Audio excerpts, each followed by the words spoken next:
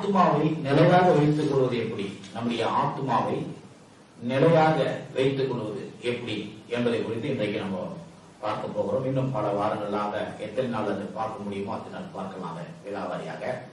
ஏனென்றால் மனுஷன் ஆவி ஆத்மா சரீரமாக உண்டாக்கப்பட்டிருக்கிறான். ஆகவே இந்த ஆவி ஆத்மா சரீரம் எதற்காக கொடுக்கப்பட்டிருக்கிறது, அதற்கு அந்த ஆவி ஆத்மா சரீரத்துக்குள்ள என்னென்ன காரியங்கள் இருக்கிறது, இவையெல்லாம் ஒரு விசுவாசி கண்டிப்பா விளங்கிக் கொள்ள வேண்டும். அப்பொழுதுதான் அவர் ஒரு ஆவிக்குரிய ஜீவியத்தை ஒரு வெற்றிகரமான தேவனுடைய சித்தத்தின்படி செய்ய முடியும். ஆகவேதான் நாம் ஒரு ஊழியமா இருக்கணும், சபையா இருக்கணும்னா இதெல்லாம் வேதத்திலிருந்து விழாவாரி எடுத்து போதிக்க வேண்டும். சரி, அப்போ இன்னைக்கு மறுபடியும் இந்த கீவேர்டுக்கு போவோம். சரீர சுகத்தினுடைய கீவேர்டு 1 பேதுரு 2:24 நாம் வாசிப்போம். நாம் பாவங்களுக்கு செத்து நீதிக்கு பிழைத்திருக்கும்படிக்கு அவர் தாமே தமது சரீரத்திலே நம்முடைய பாவங்களை சிலுவின் மேல் சுமந்தார், அவருடைய தழும்புகளால் குணமானீர்கள். இதுதான் நம்ம பார்த்து கொண்டு இதன் அடிப்படையில் ஏன்னா சரீர சுகத்தை தேவன் நமக்கு தந்திருக்கிறார். சரீர சுகமாய் இருக்க வேண்டும், நாம் ஆரோக்கியமா இருக்க வேண்டும் என்று தேவன் வெறும் பாவத்தை மாத்திரம் மன்னிக்கல, நமக்கு சரீர சுகத்தை கொடுத்திருக்கிறார். கல்வாரி சிலுவையின் மூலமாக அவர் அர்த்தம் செஞ்சினார், பாடுபட்டார், மரித்தார், உயிர் தெழுந்திருக்கிறார். உயிர் தெழுந்து இன்றைக்கும் பிதாவின் வலது புறத்தில் நமக்காக பரிந்து பேசிக் கொண்டிருக்கிறார். மீண்டும் இயேசு வரப்போகிறார், நாம எல்லாம் பரலோகத்துக்கு கொண்டு போக போகிறார். இதுதான் கிறிஸ்தவ விசுவாசம் பாருங்க. ஆகவே இன்றைக்கு நீங்கள் ஒரு வேலை ஆண்டவரை அறியாதவர்கள் இன்னைக்கு பார்த்துக் கொண்டிருக்கிறார்கள், உங்களுக்கு நான் ஒரு அழைப்பை தருகிறேன். நீங்கள் எந்த ஒரு நிலையில இருந்தாலும் சரி, எந்த மதத்தினாரா இருக்கட்டும், அல்லது எந்த மொழி பேசுகிறவர்களா இருக்கலாம், அல்லது எந்தவித பின்னணி இல்ல நீங்க வந்திருக்கலாம் கலாச்சாரத்துல, ஆனால் இயேசு உங்களுக்கு மிகவும் தேவைப்படுகிறார். ஏன் இயேசு தேவை என்றால், இயேசு உங்கள் பாவங்களை மன்னித்திருக்கிறார். பாவங்களை மன்னிக்க மனுஷகுமாரனுக்கு அதிகாரம் உண்டு என்பதை நீங்கள் அறிய வேண்டும் என்று ஆண்டவராகிய இயேசு கிறிஸ்து சொல்லியிருக்கிறார். இயேசு இன்றைக்கு நீங்கள் புதியதாக நீங்கள் பார்த்துக் கொண்டிருக்கிறார் என்னால், நீங்க இயேசுவை விசுவாசிக்காத அல்லது ஏற்றுக்கொள்ளாத இருப்பீர்களானால், ஆண்டவர் உங்களை நேசிக்கிறார். உங்களுக்காக இயேசு ரத்தம் செஞ்சிருக்கிறார், பாடுபட்டிருக்கிறார், மரித்திருக்கிறார், உயிர் தெழுந்திருக்கிறார். உங்கள் பாவங்களை சுமந்து தீர்த்து விட்டார், உங்களுடைய சாபத்தை சுமந்து தீர்த்து விட்டார், உங்கள் வியாதியை சுமந்து தீர்த்து விட்டார், உங்களுடைய தரித்திரங்களை சுமந்து தீர்த்து விட்டார், உங்களுடைய மரணத்தை சுமந்து தீர்த்து விட்டார். நீங்கள் நித்திய ஜீவனை பெற்றுக் கொள்ளக்கூடிய ஒரு வாய்ப்பை இயேசு உங்களுக்கு உண்டு பண்ணி வைத்திருக்கிறார். ஆகவேதான் யாரா இருக்கட்டும், எந்த மனிதனா இருந்தாலும் ஆண்டவர் இயேசு கிறிஸ்து உங்களை ஏற்றுக்கொள்கிறவராக இருக்கிறார். ஏனென்றால் ஆண்டவராக இயேசு சொல்லியிருக்கிறார், வருத்தப்பட்டு பாரம் சுமக்கிறவர்களை நீங்கள் எல்லாரும் இடத்துல வாருங்கள், நான் உங்களுக்கு இளைப்பாறுதலை தருவேன் என்று சொல்லியிருக்கிறார்.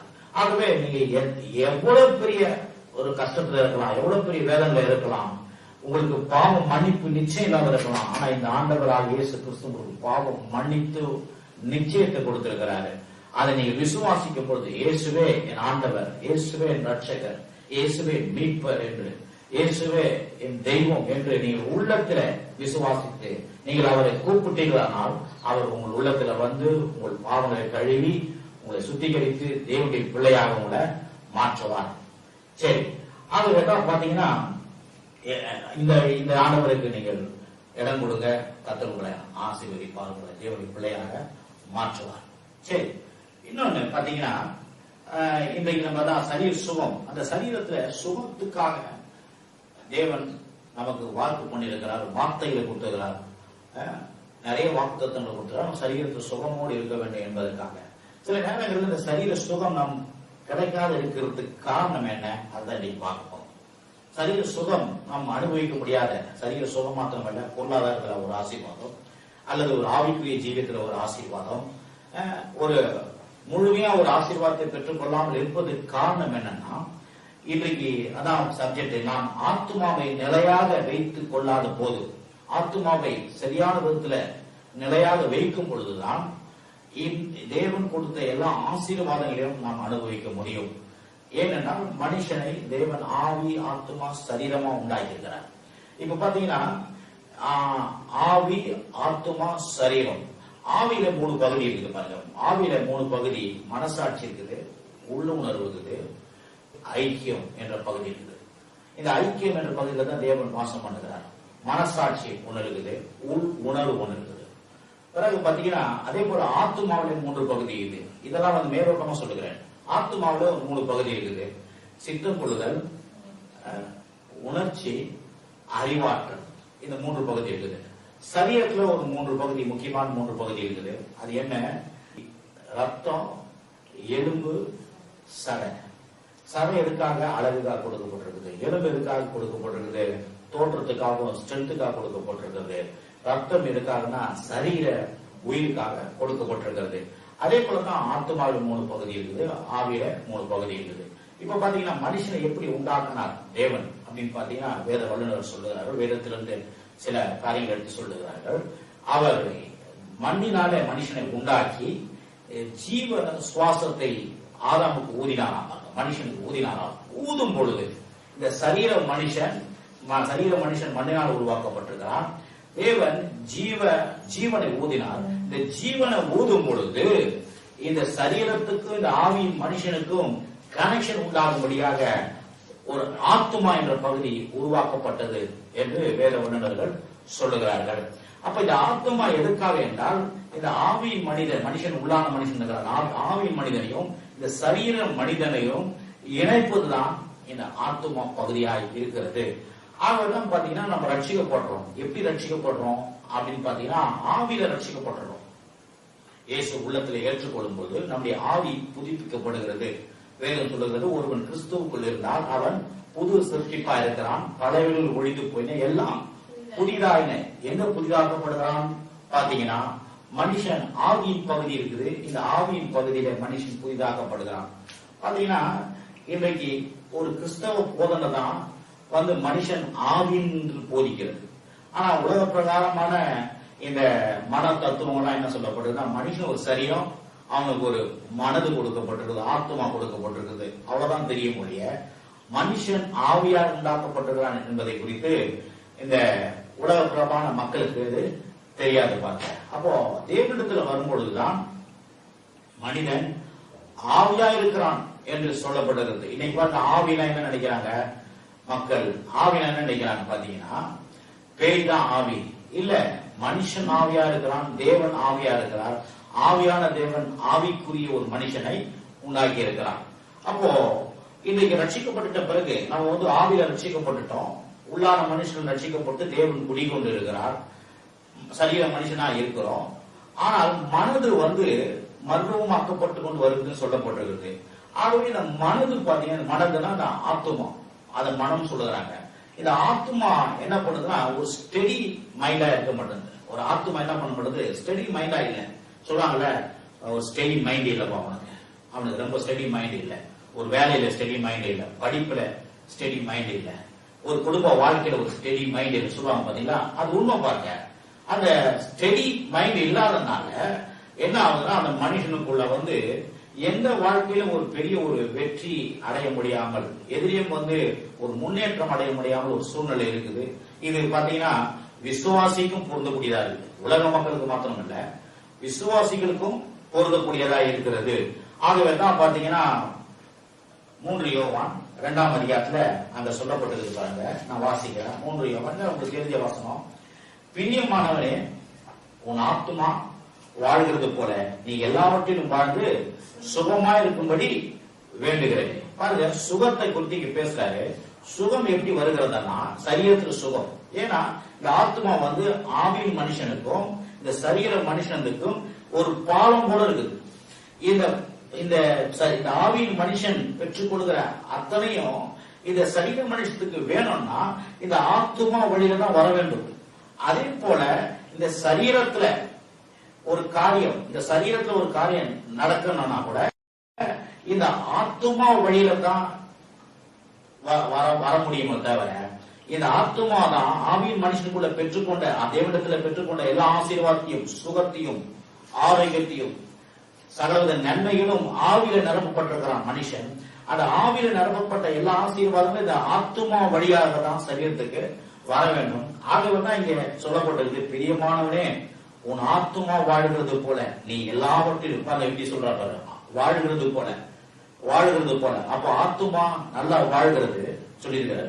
அப்போ வாழ்னா மட்டும் போதாது, எல்லாவற்றிலும் என்ன பண்ணோம், வாழ்ந்து சுகமா இருக்கும்படி வேண்டுகிறார். அப்ப பாருங்க, ஏன் இப்படி சொல்றாருன்னா, ஆத்மா நிறைய பேருக்கு வாழ்ந்து இருக்கிறது.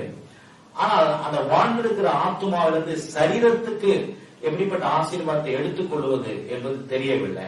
இன்னொன்னு, இந்த ஆத்மா ஸ்டெடியா இருக்கிறது இல்லை. காலையில ஒரு நிலையில இருக்கும், ஒரு செகண்டுக்கு செகண்டுக்கு மாறும். ஒரு செகண்டுக்கு செகண்ட் இந்த ஆத்மா என்ன பண்ணுமா, மாறிக்கொண்டே இருக்கும். பல விதமான எண்ணங்கள் மனுஷனுக்குள்ள போகுது ஒரு நாளைக்கு. அப்போ இந்த ஸ்டெடி இல்லாத ஆத்மாவில என்ன ஆக முடியாதுன்னா, சரியான ஒரு ஆசீர்வாதத்தோடு மனுஷன் வாழ முடியாது.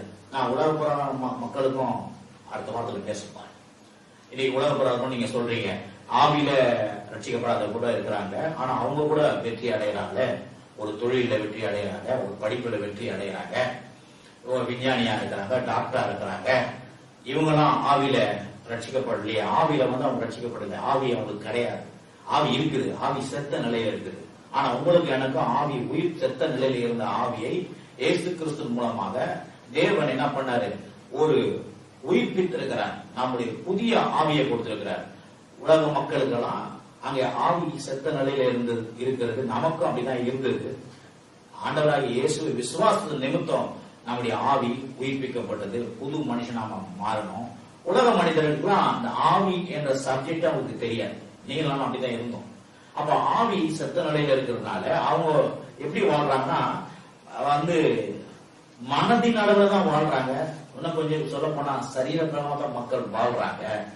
அப்போ அவங்களுக்கு மனது வேலை செய்யுது சொல்லுவாங்கல்ல, அறிவு, தன்னுடைய சொந்த அறிவினால வாழ்றாங்க. சொந்த அறிவு, சொந்த புத்தி, இதனால இதெல்லாம் ஆத்மாவில் இருக்குது. ஆகவே இன்னொன்னு தேவன் அவளுக்கு மரமும் உதவி செய்கிறார். எப்படி உதவி செய்கிறார்னா, மனுஷனை தேவன் உண்டாக்கிட்டார். அவன் பாவம் செய்தாலும் தேவனுடைய சகல உதவி அவங்களுக்கு கொண்டுதான் இருக்குது. எப்படி நீங்க சொல்றீங்க அப்படின்னு பாத்தீங்கன்னா, அவளுக்கு சூரியனை கொடுக்கிறாரு கர்த்தர், அவங்களுக்கு சந்திரனை கொடுக்கிறாரு, மழையை கொடுக்கிறாரு, இயற்கையின் வளங்களை கொடுக்கிறாரு, எல்லாவற்றையும் அவளுக்கு கொடுத்துதான் இருக்காரு. அவன் ஆவி ரட்சிக்கப்படலனா கூட அவங்களுக்கு எல்லாமே வந்துதான் இருக்குது. ஆனா அவன் மனது அளவுல என்ன பண்றாங்கன்னா, ஒரு ஸ்டெடியா இருந்து ஒரு காரியத்தை சொந்த ஆற்றல்ல, சொந்த அறிவுல என்ன பண்றாங்க, முன்னேறாங்க. அதுக்கு தேவன் உதவி செய்யறாங்க. அதனாலதான் பாத்தீங்கன்னா கண்டுபிடிக்கிறாங்க, பெட்ரோல் எங்க இருக்குதுன்னு கண்டுபிடிக்கிறாங்க. தேவன் வச்சிருக்கிறார் பெட்ரோல், அந்த பெட்ரோலை கண்டுபிடிக்கிறதுக்கு உதவி தரார். பிறகு இன்னைக்கு நிறைய காரியங்களை கண்டுபிடிச்சிருக்காங்க. நிறைய இந்த மின்சாரத்தை கண்டுபிடிச்சிருக்கிறாங்க, பிளைட்டை கண்டுபிடிச்சிருக்கிறாங்க. சில பேர் கிறிஸ்டின்ஸா இருக்கலாம், அவன் கிறிஸ்தவனால கண்டுபிடிச்சிருக்கலாம் அப்படின்னு சொல்லலாம். சில நேரத்துல அவிசுவாசமான கிறிஸ்தவர் கூட கண்டுபிடிச்சிருக்கிறாங்க. எப்படி கண்டுபிடிக்கிறாங்க அப்படின்னா, தேவன் அவங்களுக்கு இந்த ஆத்துமா ரீதியில அவங்களுக்கு உதவி செய்து, இந்த மனுஷனை அவன் நேசிக்கிறதுனால அவன் பாவத்துல விழுந்தாலும் கூட அவனுக்கு மறைமுகமா அவனுக்கு எல்லா விதத்திலும் தேவன் உதவி செய்து கொண்டே இருக்கிறார். அப்போ உங்களுக்கு எனக்கு என்னன்னா, தேவன் டைரக்டா கிறிஸ்துவின் மூலமாக நமக்கு உதவி செய்கிறார். ஆவியானவர் நமக்கு கொடுத்திருக்கிறாரு, நமக்கு உடன்படிக்கை கொடுத்திருக்கிறாரு, ரத்தத்தை செஞ்சிருக்கிறாரு, அவருடைய அபிஷேகத்தை கொடுத்திருக்கிறாரு. ஆனாலும் தோல்வி அடைகிறதுக்கு காரணம் என்ன? ஒரு விசுவாசம் தோல்வி அடைகிறதுக்கு காரணம் என்னன்னா, இந்த ஆத்துமாவை நிலையாக வைத்துக் கொள்ளாத இருக்கிற ஒரு விசுவாசிகள் தோல்வி அடைந்து கொண்டே இருக்கிறார்கள். ஆகவேதான் இன்று சொல்றது, பிரியமானவரே உன் ஆத்துமா வாழ்கிறது போல நீ எல்லாரும் வாழ்ந்து சுகமா இருக்கும்படி வேண்டுகிறேன். இன்னைக்கு இன்னும் கொஞ்சம் போவோம் பாருங்க. இப்ப இந்த ஆத்மாவை எப்படி வைக்கணும் அப்படின்றத பத்தி சங்கீத புஸ்தகம் 20ஆம் அதிகாரம், சங்கீத புஸ்தகம் 20ஆம் அதிகாரம் 1-5 வரைக்கும் நாம் வாசிப்போம். ஆபத்து நாளிலே எப்படிங்க? ஆபத்து நாளிலே கர்த்தர் உமது ஜெபத்தை கேட்பாராக. யாக்கோபின் தேவனுடைய நாமம் உமக்கு உயர்ந்த அடைக்கலமாவதாக. அவர் பரிசுத்த ஸ்தலத்திலிருந்து உமக்கு ஒத்தாசை அனுப்பி சீயோனிலிருந்து உம்மை ஆதரிப்பாராக. நீர் செலுத்தும் காணிக்கைகளை எல்லாம் அவர் நினைத்து உமது சர்வாக தகன பலியை பிரியமாய் ஏற்றுக்கொள்வாராக. சேலா. அவர் உமது மன விருப்பத்தின்படி உமக்கு தந்தருளி உமது ஆலோசனைகளை எல்லாம் நிறைவேற்றுவாராக. நாங்கள் உமது ரட்சிப்பினால் மகிழ்ந்து எங்கள் தேவனுடைய நாமத்திலே கொடியேற்றுவோம். உமது வேண்டுதல்களை எல்லாம் கர்த்தர் நிறைவேற்றுவாராக. பாருங்க, இங்க சொல்லப்பட்டிருக்கு பாருங்க, இந்த ஆத்துமன் சங்கீதத்துல புஸ்தகத்துல ஆவியானவர் எழுதி வச்சிருக்காரு சங்கீதக்காரன் மூலமாக. இந்த ஆத்மாவை எப்படி பழக வைக்கணும், ஆத்மாவை உள்ளான மனுஷன் மூலமாக எப்படி ஸ்டடி பண்ணணும்ன்றத பத்தி இங்க சொல்லப்பட்டது. என்ன சொல்ல, ஆபத்து நாளிலே. அப்போ மனுஷன் அந்த ஸ்டடி ஆகாத இருக்கிறது எப்படின்னா, சில பிரச்சனைகள் வரும்போது, போராட்டங்கள் வரும்போது, சில கஷ்டங்கள் வரும் பொழுது தேவன் மேலே ஒரு சந்தேகம், சூழ்நிலைகளை பார்த்து, இதை பார்த்து, அதை பார்த்து, நான் ஒரு தேவ பிள்ளையா, நான் தேவனுடைய பிள்ளையா இருக்கிறாங்க, நான் எவ்வளவு கஷ்டப்படுகிறேனே, நான் வேதனைப்படுறேன், நான் முன்னேறலையே, எனக்கு வியாதி வருது, எனக்கு பணம் பிரச்சனை வருது, எனக்கு கடன் பிரச்சனைகள் கிட்டி வந்திருக்குது, அல்லது என் குடும்பத்துல கணவன் மனைவிக்குள்ள ஒரு விரிசல் இருக்குது, பிள்ளைகள் மத்தியில ஒரு விரிசல் இருக்குது என்று சொல்லி ஆபத்து நாளிலே என் ஜெபத்தையே கடவுள் கேட்கலன்ற மாதிரி என்னவாதான் சொல்லப்பட்டது. ஆபத்து நாள்ல கர்த்தர் உமது ஜெபத்தை கேட்பாராக. இந்த ஆத்மாவுக்கு சொன்னோமா, நம்ம ஆத்மா என்ன பண்ணுதுன்னா உடனே இப்படி சொல்லுது, என் ஜெபத்தை கேட்கப்படல. யாக்கோபின் தேவனுடைய நாமம் உமக்கு உயர்ந்த, அவருடைய நாமம் எனக்கு உயர்ந்த அடைக்கலமா இல்லையே. ஒரு சந்தேகம் வருது, எனக்கு கூட தான் இருக்கிறாரா, கூட இல்லையா அப்படின்னு ஒரு சந்தேகம் வருது. அப்போ இங்க ஆத்மாவை எப்படி பழகி வைக்கணுமா, நம்ம ஆவியின் மனுஷன் உள்ள இருந்து நம்ம இந்த ஆத்மாவுக்கு கட்டளை சொல்லணுமா, இந்த ஆத்மாவுக்கு சொல்லி கொடுக்கணுமா. எப்படி சொல்லி கொடுக்கணுமா, ஆபத்து நாளில் கர்த்தர் உமது ஜெபத்தை கேட்பாராக. யாக்கோபின் தேவனுடைய நாமம் நமக்கு உயர்ந்த அடைக்கலமா தான் இருக்குது. 1000 பிரச்சனைகள் 1000 சூழ்நிலைகள் இருந்தாலும் அவர் நமக்கு உயர்ந்த அடைக்கலமா தான் இருக்கிறார் ஒழிய அவர் நம்மளை கைவிடவில்லை என்று நம்முடைய ஆத்மாவுக்கு நாம் சொல்லிக் கொள்ள வேண்டும் என்று இந்த வேதவசனம் நமக்கு சொல்லுகிறது. பிறகு 2, அவர் பரிசுத்த ஸ்தலத்திலிருந்து உமக்கு ஒத்தாசை அனுப்பி சீயோனிலிருந்து உன்னை ஆதரிப்பார். சும்மா இல்ல, அவர் என்ன பண்ணுவார், தம்முடைய பரிசுத்த பர்வத்திலிருந்து உனக்கு ஒத்தாசை அனுப்புவார்.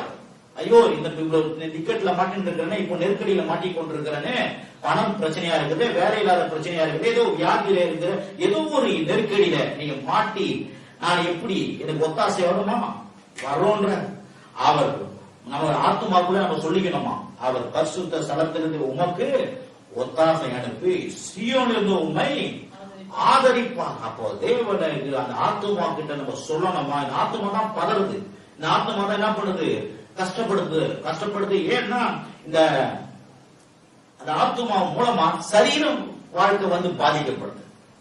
சரீரத்துல பெரிய பாதிப்பு, சரீரத்துல பலவீனம், சரீரத்துல ஒரு மாதிரி ஒரு பதட்டம், பயம், கவலை, பாரம் இதெல்லாம் வருது பாருங்க. அப்போ இந்த ஆத்மாவை ஆவின் மனுஷன்ல இருந்து ஸ்டடி பண்ணும். அதான் இயேசு சொன்னார், மாம்சம் பலவீனம் உள்ளது தான், ஆவியோ உற்சாகம் உள்ளது. அப்படின்னா என்ன அர்த்தம், ஆவின் மனுஷன் உற்சாகமா இருக்கிறான், ஆவின் மனுஷன் ஸ்ட்ராங்கா இருக்கிறான். அந்த ஆவின் மனுஷன் மூலமாக இந்த மாம்ச மனுஷனை, இந்த சரீர பிரகாரமான மனுஷனை நீ என்ன பண்ணும், ஆத்மாவின் மூலமாக ஸ்டடி பண்ணும். ஏன்னா இந்த ஆத்மா சரீரத்துல இணைஞ்சிருக்குது, அத ஆவியில இணைஞ்சிருக்குது. இந்த ஆவிக்குள்ள இருக்கிற ஸ்ட்ரென்த், ஆவிக்குள்ள இருக்கிற சக்தி, ஆவிக்குள்ள இருக்கிற தேவனுடைய ஒத்தாசைகள், ஆவிக்குள்ள இருக்கிற தேவனுடைய வல்லமை, இவையெல்லாம் இந்த ஆத்மாவின் வழியில தான் இந்த சரீரத்துக்கு வர வேண்டும். எப்படி வர வேண்டும், இந்த ஆவின் மனுஷன் என்ன பண்ண, இந்த ஆத்மாவுக்கு பேசணும். இந்த ஆத்மாவுடைய சத்தத்தை புரிஞ்சுக்கிச்சுன்னா அது மூலமா சரீரத்துல ஒரு பெரிய ஒரு நன்மை உண்டாகுது. பாருங்க, நான் போர்டு தான் எழுதி காமிப்பேன், எனக்கு ரொம்ப முக்கியம் பாருங்க. ஏன்னா இன்னைக்கு பாருங்க, இன்னைக்கு இப்படிலாம் நம்ம புரிஞ்சுக்கிறது இல்லை பாருங்க. ஏதோ ஒரு அறிவியல், ஒரு சயின்ஸ் இந்த மாதிரி இடத்துல தான் போயிட்டு வரைஞ்சி காமிக்கணும், அது காமிக்கணும், இது காமிக்கணும். இன்னைக்கு பாத்தீங்கன்னா மனுஷன் எப்படி படைக்கப்பட்டிருக்கிறான்றத, மனுஷனுடைய அந்த எப்படி வேலை செய்யுது. இப்போ ஒரு மோட்டார் பாத்தீங்கன்னா, ஒரு மோட்டரோ ஒரு மிஷினோ என்ன பண்றாங்க, போட்டு அதை காமிப்பாங்க, இது இப்படி வருது, அப்படி பண்ணணும், இந்த லைன் இப்படி போகுது. அப்படி ஒரு டயக்ராம் பண்ணும் போது அவன் பளிச்சுன்னு அடிக்கிட்டு பாரு, பளிச்சு. இப்போ நான் பேசும்பொழுது சரியா விளங்காது, ஆனா இது ஒரு டயக்ராமோட செயல்படும் பொழுது கண்டிப்பா நமக்கு அது புரியக்கூடியதா இருக்குது. அப்ப பாருங்க, அந்த ஆவியின் மனுஷன்ல இருந்து மனது மனுஷன் ஆத்மாவுக்கு வந்துதான் சரீரத்துக்கு எல்லாம் கிடைக்குது. ஆகவேதான் இந்த ஆத்மா அடிக்கடி என்ன பண்ணுது, சோர்ந்து போகிறது. சோர்ந்து போகும்போது இந்த ஆவியின் மனுஷன் மூலமாக இந்த ஆத்மாவை ஸ்டடி பண்ணும்போது, இந்த ஆத்மாவின் மூலமாய் சரீர மனுஷன் ஸ்டடி ஆகுறான், பலப்படுறான், சுகம் அடையலாம். அல்லேலூயா. காமிக்க போறாங்க. பிறகு பாத்தீங்கன்னா அடுத்தது, நீ செலுத்தும் காணிக்கையெல்லாம் அவர் நினைத்து உமது சர்வாங்க தகன பலியை பிரியமாய் ஏற்றுக்கொள்வாங்க. சொல்ற, நான் நிறைய காணிக்கை கொடுத்திருக்கேன், கடவுளுக்காக காணிக்கை செலுத்திருக்கிறேன், காணிக்கை தசமபாகம் கொடுக்கிறேனே, எனக்கு இப்படிப்பட்ட சில பிரச்சனைகள் வருது, போராட்டங்கள் வருது. இல்ல, கவலைப்படாத, நீ செலுத்துகிற காணிக்கை எல்லாம் அவர் நினைத்து உமது சர்வாங்க தகன பலியை பிரியமாய் ஏற்றுக்கொள்வார். கண்டிப்பா ஒரு பெரிய ஒரு அற்புதம், கண்டிப்பா ஒரு அதிசயம், கண்டிப்பா ஒரு ஆச்சரியமான காரியத்தை நமக்கு செய்வார். ஆத்துமா வந்து பதட்டப்பட வேண்டாம் அப்படின்னு சொல்லிட்டு ஆவின் மனுஷன் மூலமாக இந்த ஆத்துமாவை நாம் என்ன பண்ணோம், ஆத்துமாவுக்குள்ள பேசப்பட்டு இந்த ஆத்துமாவின் மூலமாக சரீரம் வந்து சரீர வாழ்க்கை வந்து ஒரு ஸ்டடி ஆகும் பாருங்க. அல்லேலூயா. அப்புறம் பாருங்க, அது மாத்திரம் இல்ல, சொல்றாரு, அவர் மன விருப்பத்தின்படி உமக்கு தந்தரலி உமது ஆலோசனை எல்லாம் நிறைவேற்றுவாராக. என் மன விருப்பம் நடக்குமா? நான் விரும்பி கொண்டிருக்கிறது, நான் எதிர்பார்த்து கொண்டிருக்கிறது, அதான் நடக்குமா? கண்டிப்பா நடக்கும். ஏன்னா இங்க சொல்லப்படுது, சொல்லு உன் ஆவியின் மனுஷன் மூலமாக இந்த ஆத்துமாவுக்கு சொல்லி அந்த ஆத்துமா மூலமாக இந்த சரீர மனுஷன் ஸ்ட்ராங்கா இருக்கணும். கர்த்தர் வந்து எப்படி எழுதி வச்சுக்கிறார்னா, நமக்குள்ளே நம்முடைய ஆத்துமாவை நாம் வந்து ஸ்டடி பண்ண வேண்டும், பலப்படுத்த வேண்டும். சொல்லுவாங்கல்ல, போயிட்டு ஒரு கிரிக்கெட் வீரர் கூட ஃபர்ஸ்ட் செகண்ட் அனுப்புவாங்க பாருங்க. சொல்லுவாங்க, போன உடனே வந்து பட்டுன்னு அடிச்சுட்டு தோத்துட்டு வந்துட்டா வச்சுக்க, அவுட் ஆயிட்டு வந்துட்டாங்கன்னா ஸ்டடி பண்ற ஆள் இல்லப்பா. சரி, ரெண்டாவது ஆள் போய் ஸ்டடி பண்ணுவாரு, மூணாவது ஆள் போய் ஸ்டடி பண்ணுவாரு. அப்போ ஸ்டடி பண்ணி அந்த டீமையே அவர் என்ன பண்ணுவார், காப்பாற்றுவார். அது மாதிரி வந்து